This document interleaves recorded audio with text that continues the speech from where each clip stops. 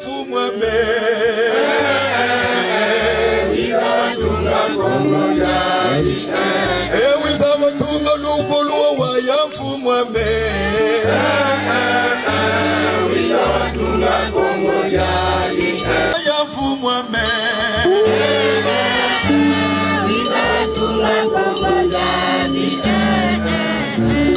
l'Éternel ne bâtit pas la maison, ceux qui bâtissent en vain. Si l'Éternel ne garde pas la ville, ceux qui veillent en vain. Ces jours passés, certains ont eu peur. Ils ont eu le cœur tremblant, se disant que faire pour aller. Ça devient difficile. Même la population, dans les populations, certains ont plié bagages. Ils se sont dit, si nous restons ici dans le pôle, cette fois-ci, cette puissance de révérend pasteur Anthony, quelque chose qu'il fait aujourd'hui, maintenant c'est sa fin. Moi je ne veux pas rester prisonnier ici. Si ça se trouve, comme il est un gros arbre en tombant, il emportera les petits arbres. Je ne veux pas rester ici et mourir. Je préfère aller à Brazzaville où on ne meurt pas. Nombreux ont plié bagages et sont allés à Brazzaville. Mais moi je ne suis pas comme le président Lissouba qui a commandé ce pays, qui avait beaucoup d'argent. Je ne suis pas comme ces gens qui étaient dans le pouvoir, dans le gouvernement, comme les M. Kolela qui sont allés en exil parce que j'ai pas d'argent. Je sais aussi que les différents États s'entendent. Et quand vous sortez, vous allez dans un pays, ils s'entendront et ils vous arrêteront dans ce pays où vous irez. Au contraire, là où vous avez vos ancêtres, c'est là où vous serez mieux protégés. Mais vous irez à Brazzaville et moi qui ne pourrai pas aller à Brazzaville, que ferais-je, mon ami? Là aussi, ce n'est qu'une énigme puisque nous sommes dans une causerie. Et là où les gens s'assemblent, il ne peut pas ne pas y avoir de causerie. On ne marche pas de cette façon-là. Nous sommes une assemblée et nous avons une cause, une mission que nous avons et que nous portons. Nous n'avons pas fait quelque chose de mauvais pour laquelle le gouvernement nous poursuit. Mais c'est une cause juste et nous ne pouvons pas l'abandonner. Maintenant que nous parlons, nombreux et ceux qui sont à l'intérieur et ceux qui sont à l'extérieur commencent à suivre et à croire et suivre cette cause. De se demander, mais finalement, qu'est-ce que c'est finalement? Parce qu'avant, les gens ne me voyaient pas. Aujourd'hui encore, à l'extérieur, au loin, ils disent qu'on ne voit pas le révérend pasteur Anthony. Vous ne pouvez pas parler avec le révérend pasteur Anthony. Et beaucoup de choses se disent. Aujourd'hui, si vous partez d'ici et que vous allez dire, j'ai prié avec le révérend pasteur Anthony, ils vous prendront pour un fou, pour un illuminé.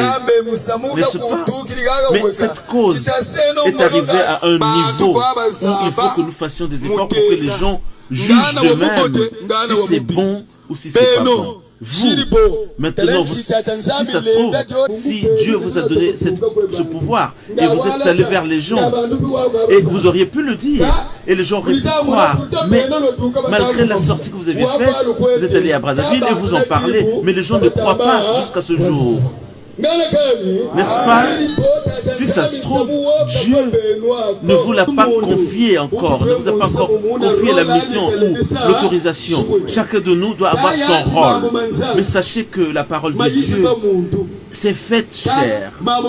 Mais la parole de Dieu ne s'est pas faite des chairs. Elle s'est faite une personne et pas des personnes. Si elle s'était faite des personnes, vous vous leveriez et vous partiriez et les gens vous croiraient. Mais parce que la parole s'est faite une chair, une personne, c'est certainement cette personne qui pourra dénouer, délivrer, ouvrir cette parole. Si tu allais tout seul dans ton chemin, tu vas avoir ton père, tu vas avoir ta mère, et tu te dis, ben, maintenant que j'ai rencontré maman, que je vois maman, je vais lui dire, je vais lui apporter cette cause, cette nouvelle, cette mission. Si tu le dis avec ta personnalité, et parce que tu te dis que celui qui a apporté cette nouvelle me l'a dit, et ayant le souci de ta mère, tu te dis qu'il faut que ma mère soit au courant et cette parole. Mais malgré cela, si tu n'as pas la sagesse de la transmission, tu pourras le lui dire du matin au soir. Tu ne feras que creuser sa tombe. Parce que ça ne prend pas. elle mourra. Mais en plus, comme tu le dis, quand tu lui dis, elle fermera son cœur. Et dès que tu partiras de là, tu ne sauras plus pourquoi tu es parti, tu es allé la voir. Et tu apprendras que finalement derrière, maman est décédée. Et tu te diras, mais pourquoi? Mais c'est certainement parce qu'elle n'a pas cru à cette parole et parce que tu n'avais pas l'autorisation de le lui dire. Et maintenant, si je vous dis, allez-y, emportez cette parole, allez-y avec cette parole, allez le dire aux gens. Ne dites pas que, mais quand j'ai pas pu le dire devant les gens, quand j'étais avec des gens, et ce n'est que maintenant que je suis tout seul que je pourrais le faire. Et comment je commencerai? Non, ne pense pas cela. Quand tu iras, tu verras ce qui t'arrivera. Quand tu parleras, jusqu'à ce que tu finiras, et les gens vont être surpris, et vont croire, ils vont comprendre, et ils vont applaudir. Et les gens tous accepteront. Et tu te diras, mais c'est moi qui ai parlé. Mais je pensais que c'était peut-être que les gens viendront me poser des questions, refuser ma parole. Mais malgré ce que je disais, je ne me suis même pas énervé, j'ai eu un cœur léger. Et j'étais dans la joie de parler, j'étais dans la politesse. Et à la fin, ils diront, mais oui, tu as raison. Ah oui, cette cause est vraiment mystérieuse.